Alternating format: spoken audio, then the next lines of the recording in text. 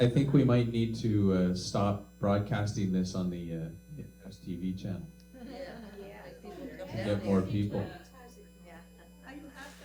It's on the TV right now. I'm actually gonna close the door shortly because I can hear the echo. There's a delay, so I can hear it on the TV. We can hear it every morning when you're Right. outside. It wasn't on the weekly program. It was on the weekly activity sheet. It was not on the monthly calendar. It was not on today. It wasn't on the weekly. Erica just said it was on the weekly. Let's take a vote. Sorry, I thought it was.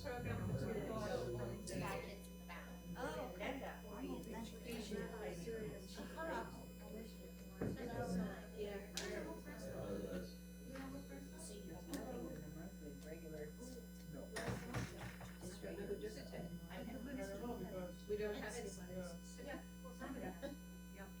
Good afternoon. How is everyone? Doing okay? Erica just said the weather's perfect. Is it perfect? Is this perfection? Ron, do you think the weather's perfect? There you go, thumbs up.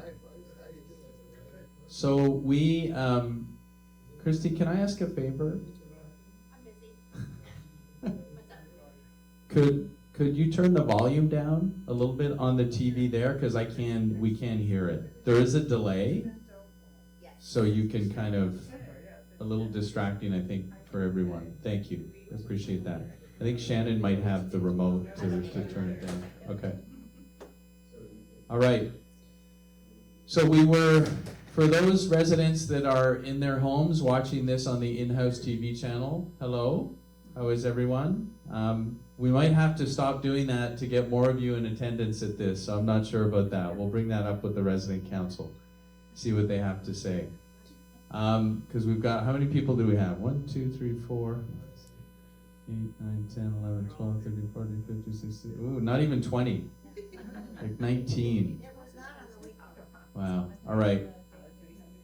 So it is the last Tuesday of every month, right? It has not moved from that, the last Tuesday of every month. I got it. You know, duly noted. We're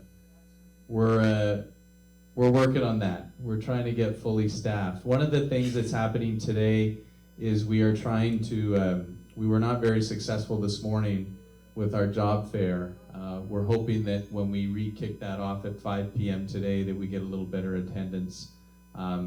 Staffing is a challenge, and even before I start any of the presentation items today, we continue to try to find ways to staff appropriately. I'm not quite sure what the solution is, and I know everybody has an opinion on it, and lots of, there's lots of different opinions out there.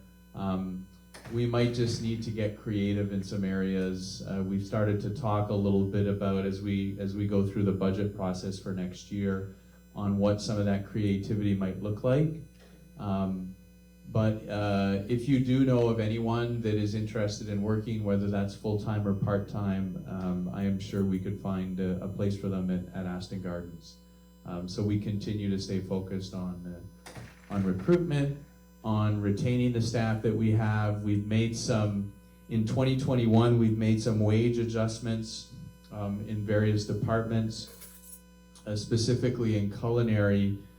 We've adjusted the wages actually 3 times in 2021. We made 3 wage adjustment changes.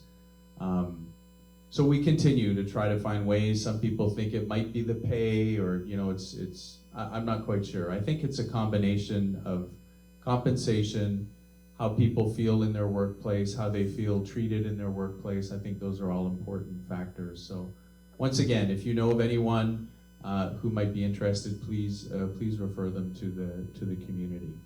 So today we've got a bunch of different items. Before we kind of kick this off for today's presentation, we do have a lady who's sitting in the back of the room. I'm going to ask her to stand up.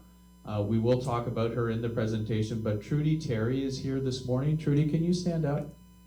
So Trudy came to us probably about a month ago, maybe a little over a month ago, as our interim administrator in the assisted living. She liked working here so much, and I think she liked Naples so much because she's been on the east coast of Florida for many years, that she decided to stay. So she actually applied for the permanent position. Lo and behold, we went through that process, and she is our permanent full-time administrator at the assisted living. We'll talk, whoop, I just about hit the cord. We'll talk about Trudy a little bit in a few minutes. I've got a slide where we'll talk a little bit about some of her experience, but welcome to the community. Nice to have you here. She's already started to have an impact on both the staff, the residents, and the families in the assisted living. Last night we hosted a family night, which was one of Trudy's ideas. We invited all the families to the assisted living, all the family members. There was a small group in attendance, but we had all of our leadership team there. We had some food and drink. We got to meet various people that we had not met before.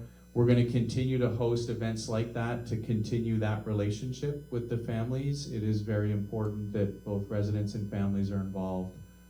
So thank you, Trudy, for putting that together.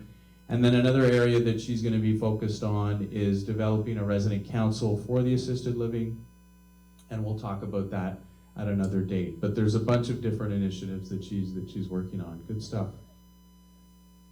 So today we're going to cover resident council discussion points. I've kind of added this as a consistent agenda item.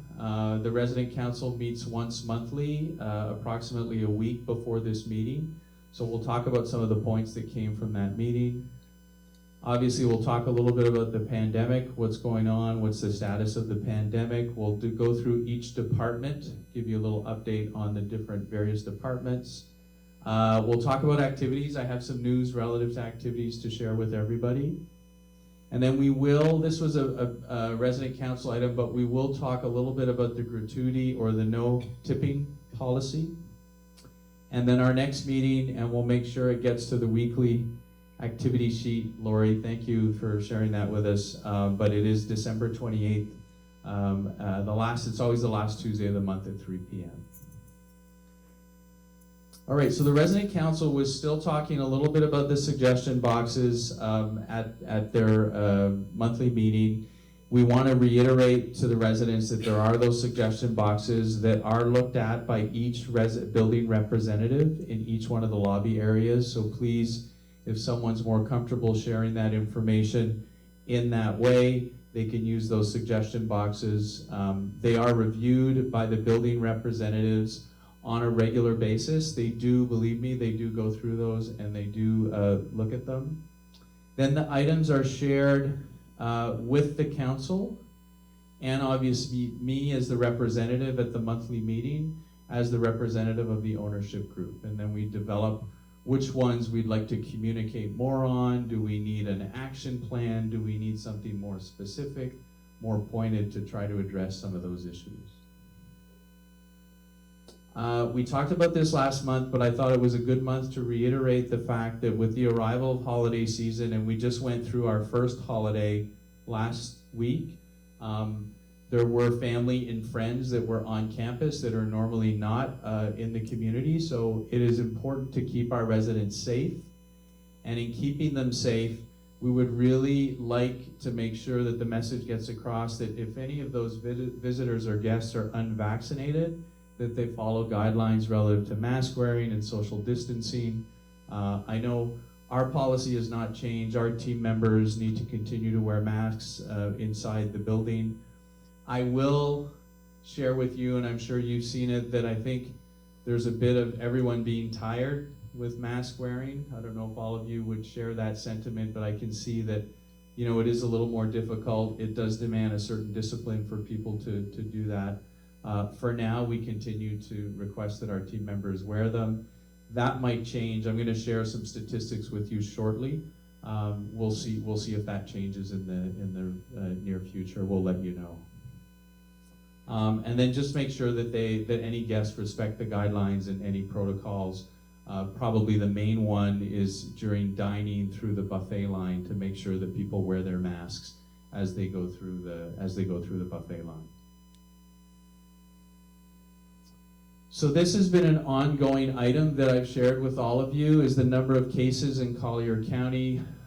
We started this, oh my God, through the weekly updates probably a year and a half ago now. We continue to monitor this on a regular basis.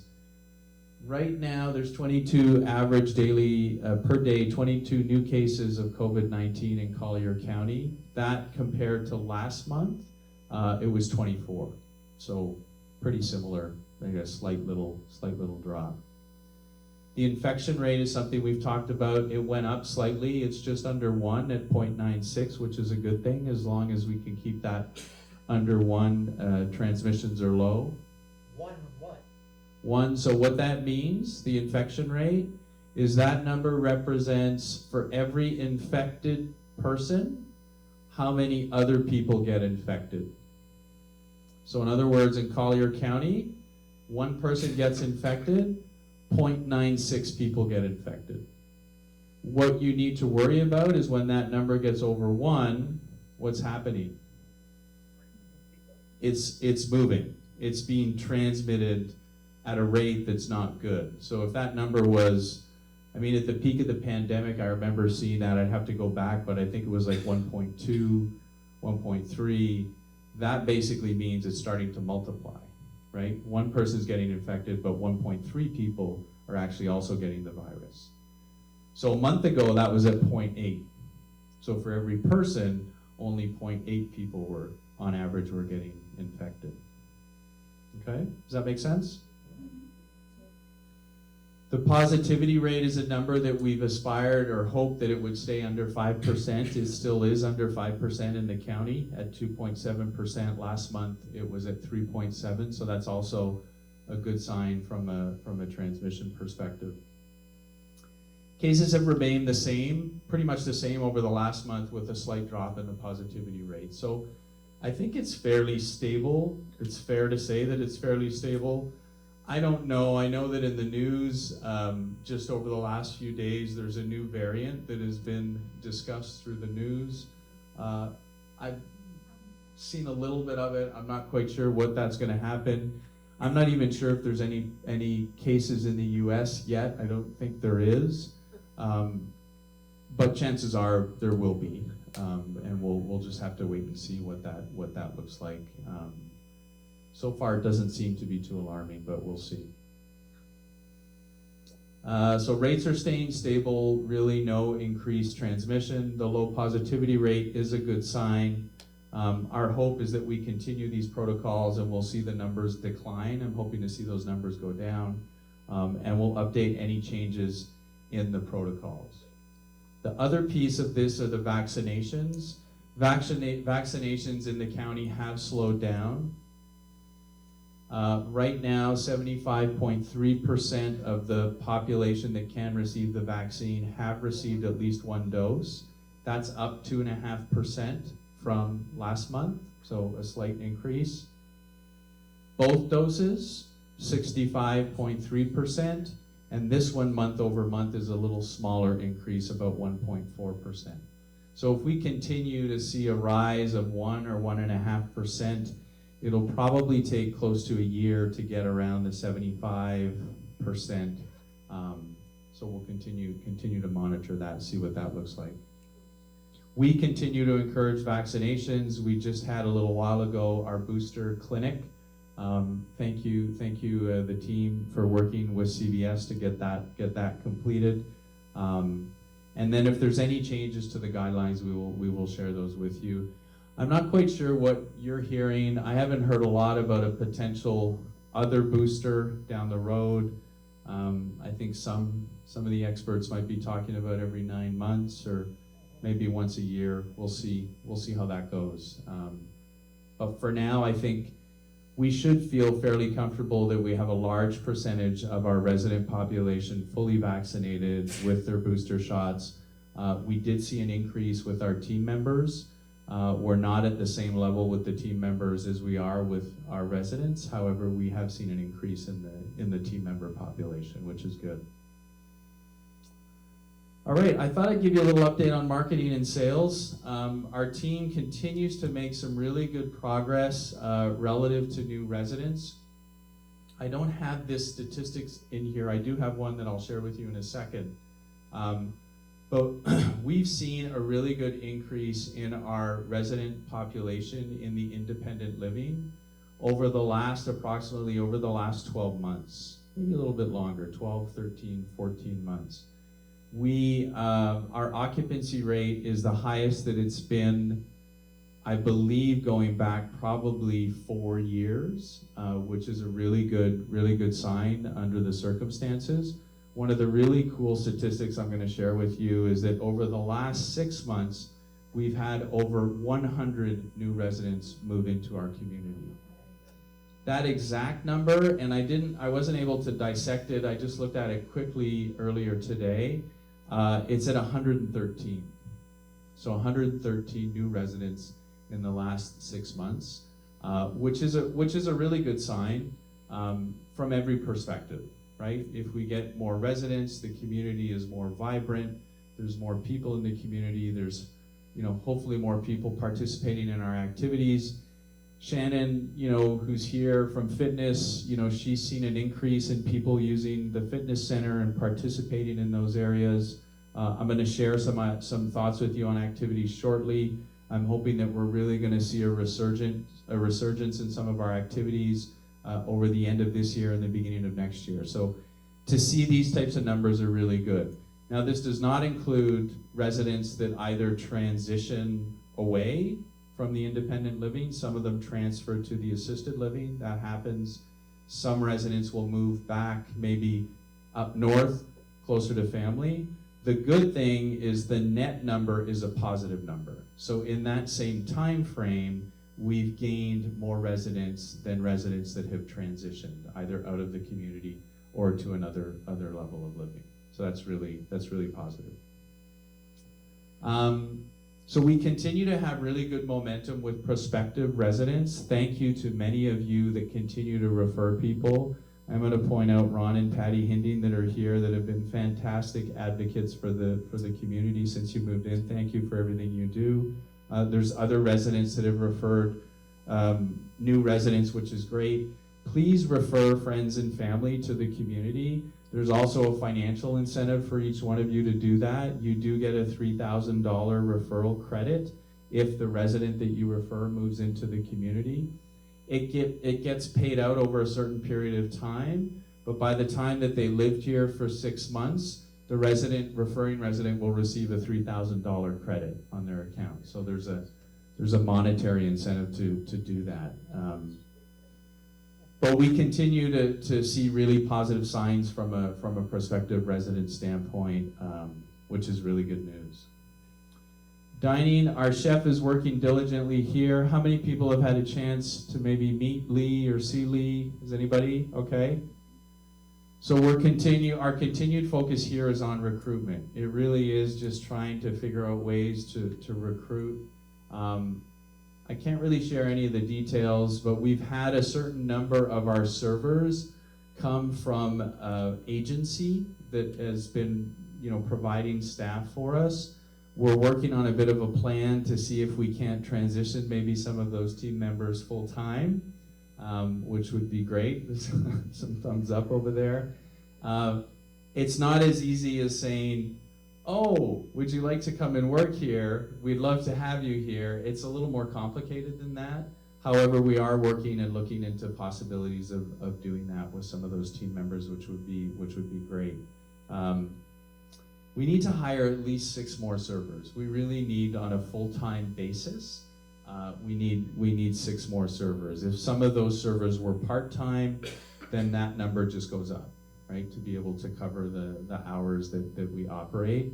And I say at least 6 more servers to really allow us to go back to plated table service for dinner service. That's really what our focus continues to be. I had hoped by this time we would be there. Unfortunately, we really don't have the staffing levels where they need to be yet. But we're not giving up. We're gonna keep trying to figure this one We'll continue to provide table service for lunch. That will not change. The dinner will continue to be buffet style. And I do really want to thank both Katie and Lee for their hard work. They are fantastic individuals. I think we're really lucky to have both of them with us. I know Lee hasn't been here very long. He just actually, on a personal note, this past week went back to where he was, close to Panama City. Him and his wife gathered their daughter, or picked up their daughter, and she is now here in the area with them. They found a home not too far away where they're actually moving into this week. So they're getting settled, which is a really, really, really good thing. Now we just have to try to find a permanent home for Trudy. We're working on that one. We would like to just discuss one item, and it's really for safety reasons. We're going to be asking residents, once they enter into the dining room, that if we could remove their walker from the space around the tables, and it is for safety reasons that we're doing this. We are very soon going to get back our storage area, which is right off the main lobby. That has been used for a project that's just about to wrap up. So we're going to be able to store them there, and then the servers and the staff will be able to bring them back and forth. I know it can be a little bit of an inconvenience, but we really need your cooperation with this. Quite frankly, we've had a couple of near misses with walkers being in passageways and around tables, and I really think it's important that we store them in a safe place. So we ask you to please work with our team as we go through the process, and this is really for the safety of every individual that's living in the community. All right, activities.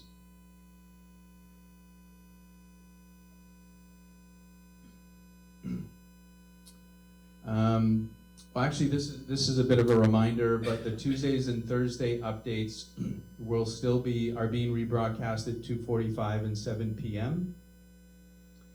This town hall will be rebroadcast for the 2 weeks following the meeting, so next week and the week after that. We will rebroadcast this on Wednesdays and Fridays at 3 p.m. for people that may have missed the town hall. All right, we'll come back to activities in a little bit, actually. So I did mention Trudy. I introduced her. Nice to have you here as our permanent assisted living administrator. Trudy has over 30 years of experience in healthcare. That's a long time. She actually is a nurse, still has her license, right? Shaking her head. So she does come from healthcare. She understands that environment. So we're very lucky to have her. She has worked primarily in Palm Beach County on the east coast of Florida. Initially, when she came here on an interim basis, her comment to me was, I don't really want to leave Palm Beach County. I think I like it there. I'm going to stay there. But now she's decided to relocate to Southwest Florida, which is great. But she has worked as an administrator and also as an executive director of assisted living and memory care communities. So she has that experience and that leadership, and it already shows in many various areas. We are continuing to recruit for a new director, what we call a director of health and wellness, which is the director of nursing, basically. We've had some candidates, we've done some interviews. We're just we haven't found the right candidate, to be quite frank. One of the things I've learned and we've learned is that we really want to get the right person that we think is going to be a good fit with our team, but also with the residents, specifically in this environment, also with the families. So we're not going to settle. We're going to keep looking, try to continue to see what individuals are out there. But right now, both Rosie Rivas and Tina Ledoux, two key team members who have been with us for quite a while in the assisted living, are picking up added responsibilities and have been helping Trudy and the team keep things going. We do have a new memory care director for our SHINE program, which is in the memory care. Her name is Courtney Johnson. Courtney is on week 3. She's in training. That's why she's not here at this meeting. She's actually meeting with some of the regional folks that support her. So she's doing training on that program, but welcome Courtney. That is a good key position to have someone in. She is a dynamic and energetic team member, and she's settling into her role. This is actually her first experience as a memory care director, but she's worked in the senior living and in the assisted living environment for several years. She's very excited about this opportunity with Aston Gardens. And she will receive support. Some of that training she's getting is with Dawn Platt, who is the SHINE program director for Discovery, and Cindy Eggleston, who is our regional director of nursing. Cindy's oversight is over all the state of Florida, but she is actually physically located in Naples. She lives in Naples, so we get to see her a little more often than some of the other people do, which is nice. All right, transportation. Anybody know some good drivers? If you go somewhere and you have a good driver, slide them your phone number and tell them to call you. We're looking for some drivers. We have 2 open positions. We've received some applications. We will actually be onboarding 1 new driver. We have found one. We're going through background checks right now, which you might say, ooh, background checks, why do we do that? We really do background checks related to the assisted living, which is regulated by ACA, is the state agency. So we do higher level background checks with all of our new hires. So we're waiting to go through that process right now with one of those candidates. Under the circumstances, we might be asking to reorganize some of the trips. So I'm going to apologize in advance if we're not providing everything that we have done historically. We're doing our best to navigate through that with Dave Parsons and his team. But we might need to get creative, and we might need to, reorganize some trips. One of the things that is probably going to happen is we may need to use the smaller bus more often than we're normally used to, because we do not need a specific driver license to have someone drive that vehicle. The larger buses need a specific license for that. One of the individuals, sorry, not the individual that we're onboarding. We're still looking for an individual that has that specific license type. So we're continuing to recruit for that. Housekeeping and maintenance. So over the last little while, we've completed several projects over the last several weeks. All of the AC filter replacement, the replacement of all of the batteries in the thermostat units. The annual mulch is almost completed. There's a few specific areas that we still need to address, but that's very close. All of our inspections relative to elevators, fire alarm, and sprinkler systems have been completed. The renovations at the inn, at the assisted living, are pretty much complete. There might be a few little tweaks that need to happen. Actually, this week we're going to be renovating our staff room area, so that will be completed within the next week. I don't know how many of you have been to the assisted living over the last little while, but all the common areas, they've all been completed. All the upgrades there are complete. And then we did do our Wi-Fi system review with all the apartments. That's been completed. So the cooling and the heating, we finally got rid of those big ugly machines, thank God. They're actually completing today. This doesn't really impact the residents, but the system that manages the kitchen area is getting completed today, which is a really good sign. That's the last piece. Tomorrow, Wednesday, we are actually going to need to close down the system, which is okay because we've been watching the forecast and we should be fine from a temperature standpoint. But the system will not be running from early in the morning till hopefully just around dinner time. It should kick back in around dinner time because what they're doing is the final connections and the final testing for the whole control system, which they've changed basically throughout the whole building. So that should be completed tomorrow. And then this will then allow for complete control of all the cooling and heating system throughout the entire clubhouse. They're completing some insulation of piping, so all the piping that runs through the ceiling areas that you don't see, but that work is all being completed also this week.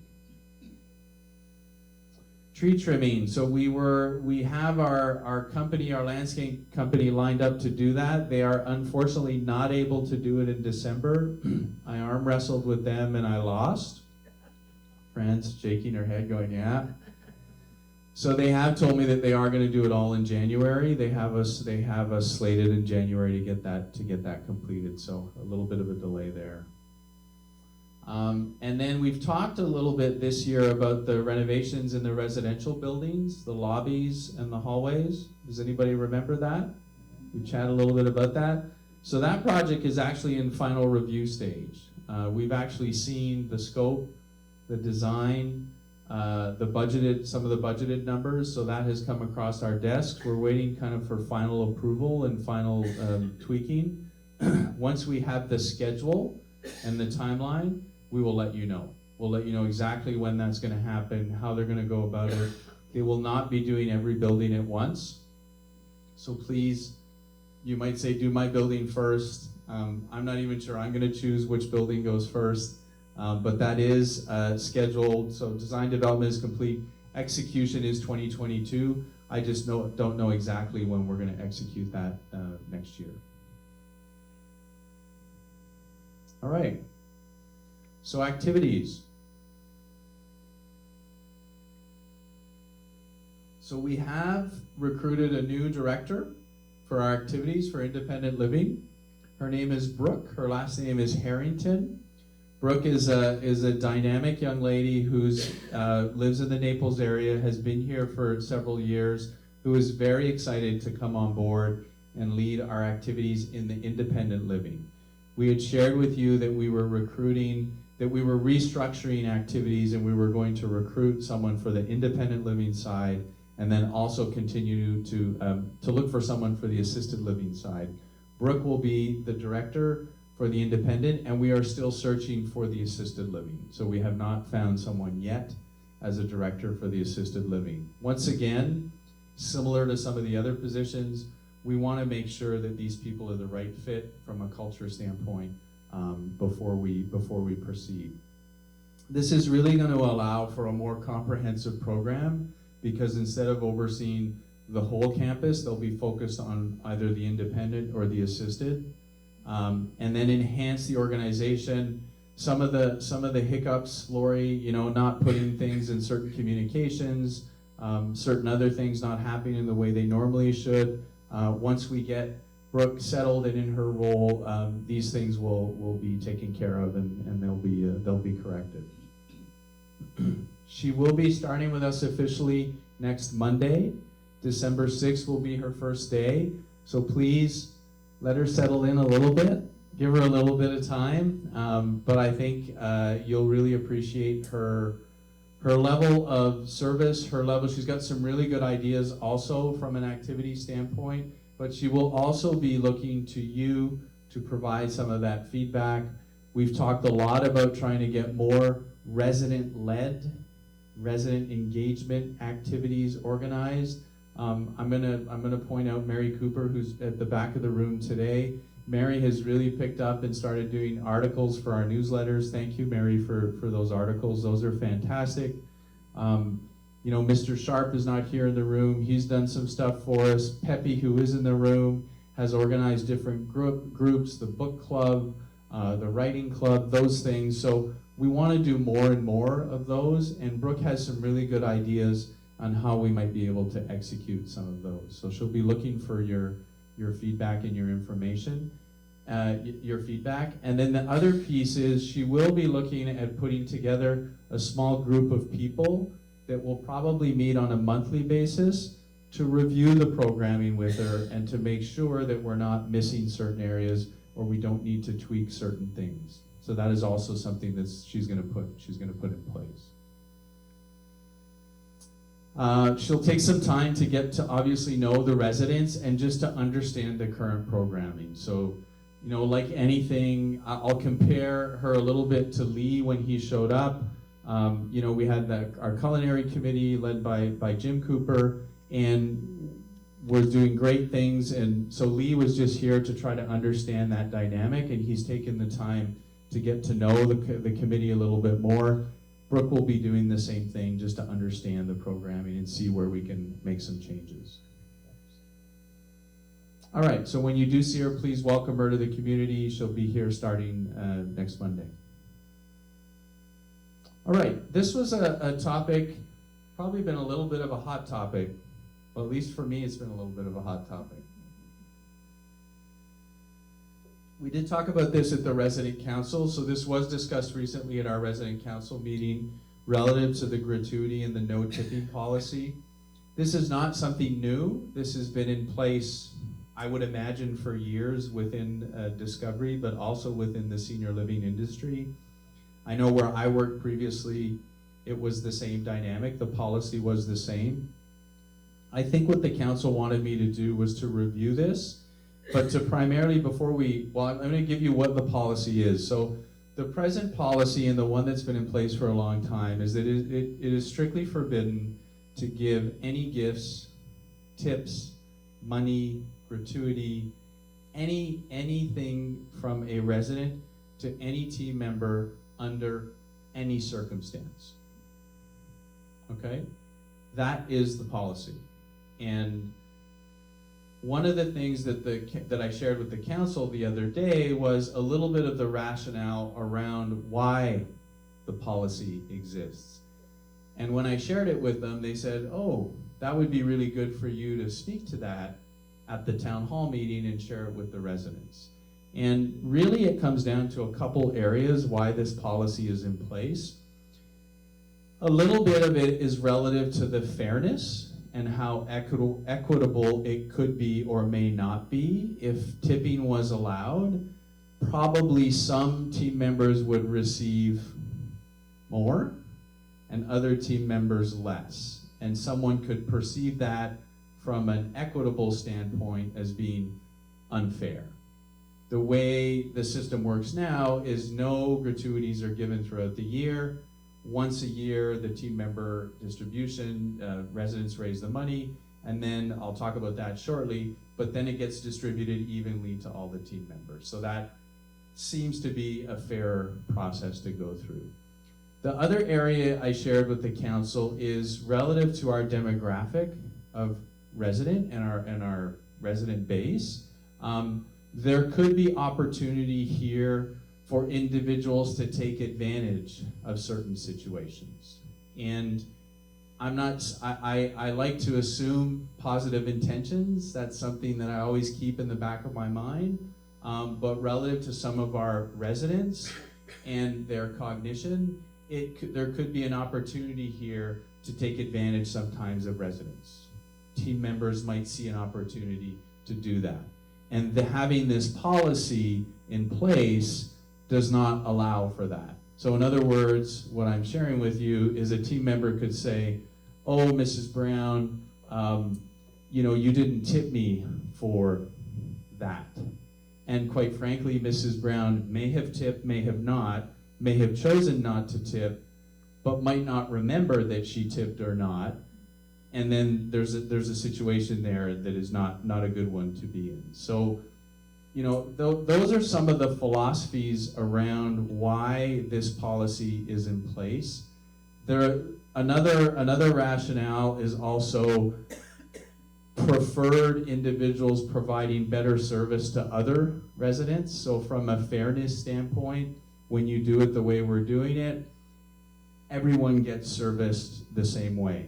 There's not preferential treatment to certain residents that tip more or other residents that tip less. So there's a reason why.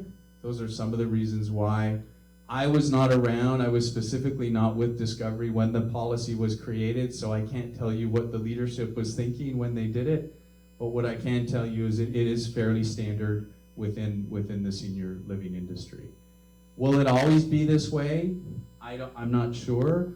I could tell you that I don't see any significant changes coming in the foreseeable future. So I thought it was important, and the council did also, that I share with you what that policy is. If a team member does accept a gift, a tip, or money, that could lead to the loss of their employment. That is a reason for someone to lose their employment. It is very specific in the policy.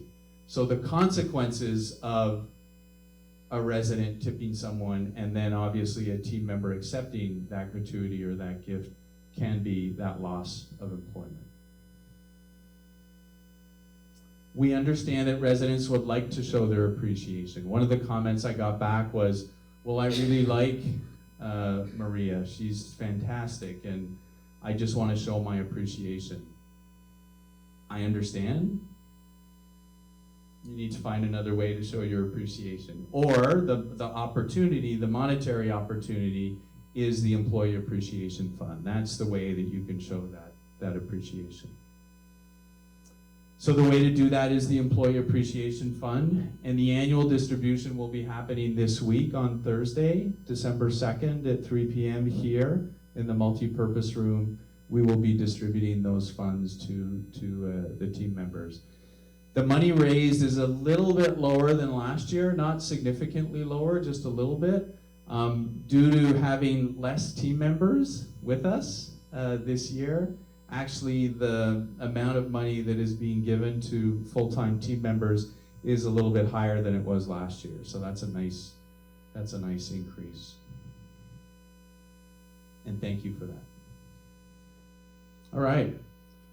Well, I normally get some questions through. Is it only to full-time team members? No. So actually, this is great. So we're going to do a couple things here. Shannon, can I steal you? Absolutely. So I'm going to pull this microphone out because I'm just going to hold it.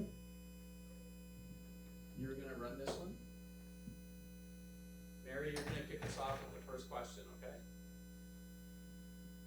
I heard you say something about for full-time team members. Does that money only go to full-time team members?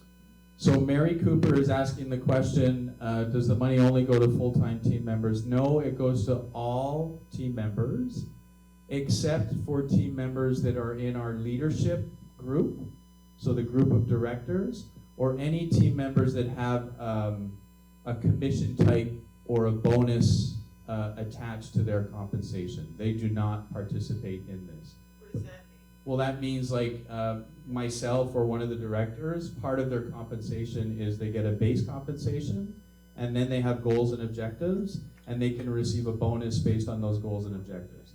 That excludes that person from the team member appreciation fund. They won't collect any money. But part-time servers? So part-time servers will, based on their hours that they worked, will receive an amount from the fund, yes. Renata. Even if they, Hang on, wait for the microphone. Even if they come from companies that are just renting out employees. No agency employees will participate. They need to be employees of Aston Gardens at Pelican Marsh. Thank you. So great question. They do not participate in that program.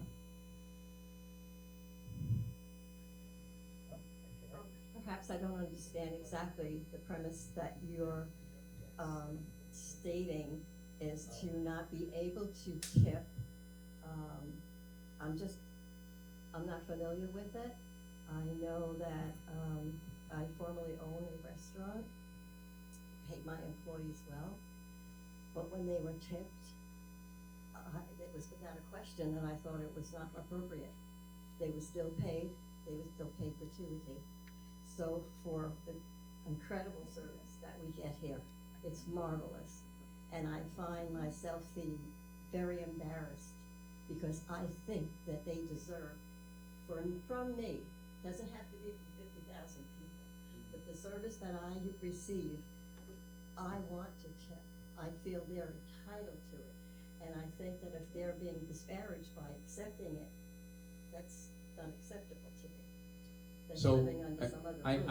I know you walked in just literally a minute ago. I'm not sure if you heard. I did. I was You watching did. you on Okay, TV, which great. is why I chose to comment. Okay. At least have you understand how, Yep. it's not only me. There are several people that feel the same way, that it's extraordinary service, that these people are marvelous. And if you don't want to, you don't. But when you feel that you want to give them something, they should not be deprived or reprimanded for accepting a gratuity, because it's my right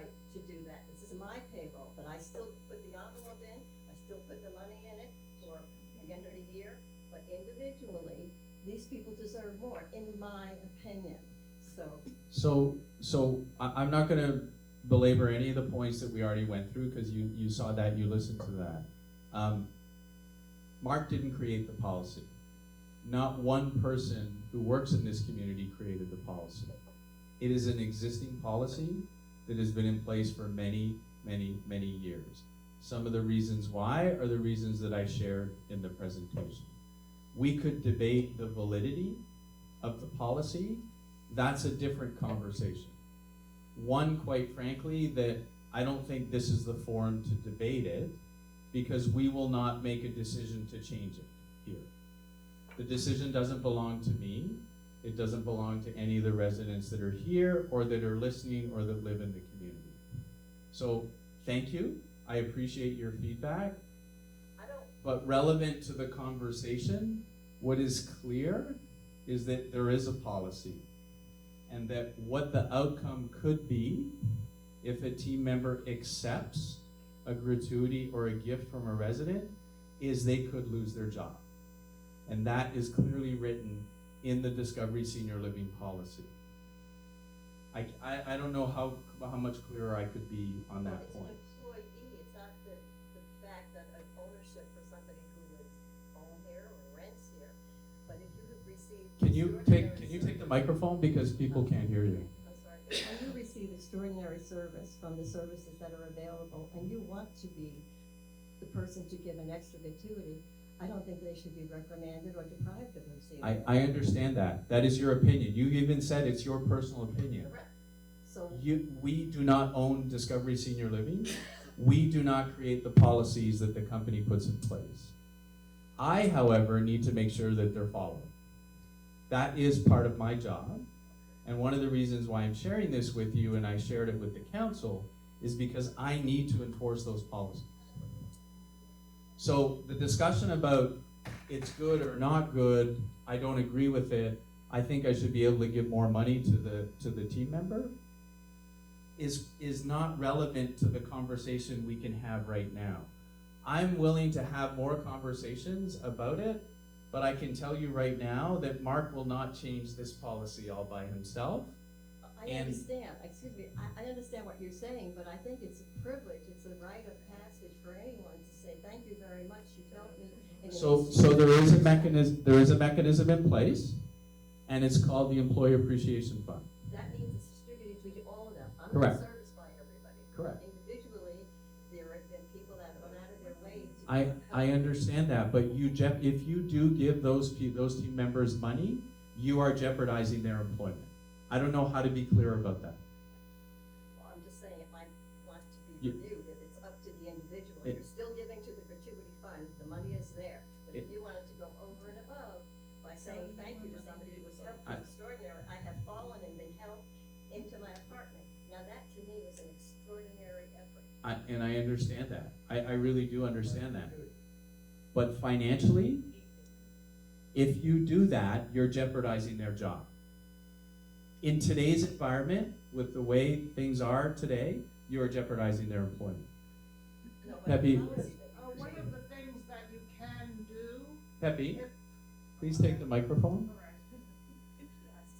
One of the things that you can do, if you were extremely grateful, is give some extra money to the Employee Appreciation Fund. Let that person know that you are doing that. Give them an effusive thank you and say, and because you were so kind to me, I'm giving a sum to the Employee Appreciation Fund. That gives them the feeling that they are appreciated, and it puts the money where it's supposed to be. A few other items, and I know, I'm sure everybody has an opinion on the subject, and we can go around the room, but writing a card, writing a thank you note, giving that to a team member. Say, pardon me? Feather in a cap. We have a program called Feather in a Cap, and I know that there's residents that take advantage of that. They can write a really nice note to thank that team member. That gets given to the leadership team, and we acknowledge that, and we follow up with recognition with that team member. So that's a program that's in place. But at risk of repeating myself, the policy will not change in this room the policy will not change even within this community. I have relayed some of the resident feedback to senior leadership in the company relative to this. It is up to their review to decide how they'd like to proceed. So go ahead, Christy. Then we're going to go to Mrs. Getzelman. Okay. Actually, you have to remember too, when they accept their employment here, when I signed on and accepted it, I knew this was the policy. I agreed to follow it for my employment. So they know about this ahead of time, and they agreed to it, and they accepted the job knowing this. Now, if you do a feather in the cap letter, it's over by the books where you can sign up to go on trips. You do a feather in the cap, that not only tells their supervisor how great they're doing, but that in turn can help them eventually get a promotion if we see how well they're doing. We know the little things. So just because it's not money, it's words, it could actually better their career in the long run instead of jeopardizing their career. So I know it's hard to swallow and it's hard to understand because you want to show them how appreciative you are. But in the long run, writing something to their supervisor will get them that promotion, get them that raise, get them a bigger raise than they got the last time because they're more appreciated, and that is a long-term benefit to them. Channing, could you, Mrs. Getzelman? Dorothy Getzelman. That policy is included in the handbook that we received when we moved here. So if people read their handbook, they know from the beginning that that is the policy, should be followed. Thank you. Look in your book. Mrs. Cooper. I have an unrelated question, isn't Okay, it? that's fine. I'm open to that. I just thank you, first of all, for getting us the newsletter for December already in our cubbies All right, yesterday. good. Thank you very much. Thank you to the team that worked on it. They did a fantastic job. I did notice today that there was no listing of people who've died. And I wonder if there could be maybe a separate memo sent out acknowledging those lives? Okay, we'll make a note of that. Thank you. Yes, we will do that. Thank you for that. Patty, did you have a comment? We'll bring the microphone. I would just like to say, I understand that it is a company policy not to tip. I totally go along with that.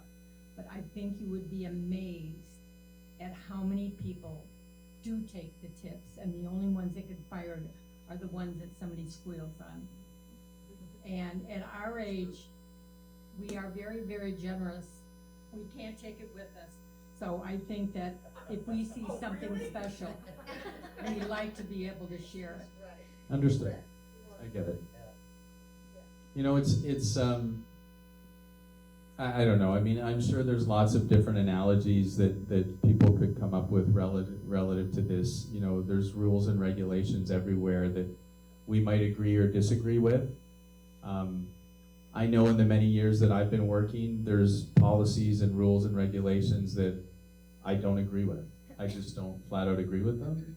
But if a little bit relative to what Christy was saying, is if I agree to work in that environment, then I agree to abide by those rules and regulations. And that's just, I think that's just part and parcel for what it is. It doesn't mean things can't change. And as I said, I have shared some of these feelings and thoughts with people more senior that can affect some of those changes. Will that change? I'm not sure. I don't really have a good answer to that today. But they're not falling on deaf ears. They are going somewhere. Jean, you have a question? This $365 a year doesn't have to be. It could be more, which is what I do. And so I figure that helps when I feel I should love to tip. But this way I'm doing it so that in the long run, when you're passing out the checks, somebody will get more. Absolutely. Yeah, that's a great point. We recommend $365, but it could be, it can be more. There's no issue with that. Mr. Hyatt? Yeah. Look, in recognition of what you say the situation is and knowing it's in written policy, I would only say that because there's been so much comment about it and so much is going on, you have numerous cleaning ladies who get gratuities from many, many people, and that happens, you don't see it because it's happening in building 2 through 7 or 6 or whatever. But I think it would behoove you to put out some sort of written statement to employees and to residents, because you also have a lot of residents here who don't read the book or may have read it and don't remember it. Truly. So I think there's been enough controversy, and I've heard comment all over the campus for weeks about this, that a written update, clarification, I think is in order. So there will be one on Friday for all residents, and we will be, through our leadership team, we will be communicating the policy to all the team members. Do we have a new updated booklet? Do we have an updated booklet like I received when I moved in? Shouldn't that be updated maybe? It is, and if you'd like one, you can speak with Christy. She can give you an updated one. I didn't know. Yep, anyone who wants one, if you've lived here for several years, it'd be a good idea to ask for one. Tell the people at home? I think I just did. The handbook part. No, I think they heard the question. The question was, if I've lived here for several years, I'll look at the camera. If I've lived here for several years, can I get an updated handbook? And the answer is yes. You can request it through the front desk. We can get it for you. Renata.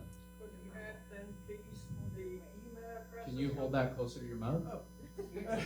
Thank you. Could you add please then the email addresses of at least the heads of the departments? They're in that updated handbook also, I believe. Is that The the? email addresses, I can't add Okay. them. They are on the cheat sheet that you can get at the front desk. There's a cheat sheet of the handbook, but I will add the email addresses into the main handbook. Thank you. Thank you. Thank you. You're welcome. We are working on that point. In the new year, once we get our new activity director in place, we're actually going to be expanding the application, which is the Touchtown application, which is on your mobile device or can be on your iPad. We've only used that for menus, calendar, like the kind of general calendar. We're going to be adding functionality to that in 2022, where you'll actually be able to go on that app and find all that contact information. So you'll have it on the Touchdown app in 2022. So that is coming. I haven't said anything yet because I wanted for Brooke to get on board, kind of finish the year, and then we'll be launching that either at the end of December or in early January. All right. Yes, Erica. Oh, hang on. Gonna wait. All right, this is gonna be the last one. I have a question going back. The replacement of the air filters, is that the procedure which will happen every 2-3 months or so? So it will happen quarterly, which is every 3 months moving forward. And the change of the batteries in the. And the thermostat, I wish Jim was. The thermostat in The fire detector. Oh, I'm not sure. I wish Jim was here. He could answer that, what his plan is. I'm thinking annually, but don't hold me to that. I'd need to double check with him. Because I would hate to be waken up. I know it has happened. So if my memory's correct, I think those should get changed annually. But we'll follow up with Jim and we'll share that information. Thank you. The fire detector? No, the fire. Smoke detector. Oh, I could tell you that the same thing with many of the filters, and so we're getting on programs. No, I understand. I know, I get it. We're instituting programs where we're gonna be doing it at scheduled periods of time.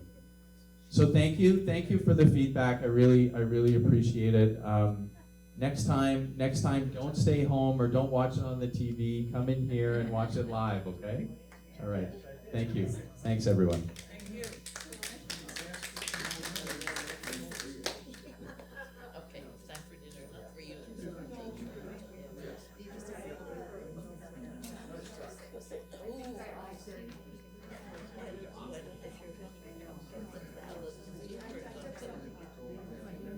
Oh, okay.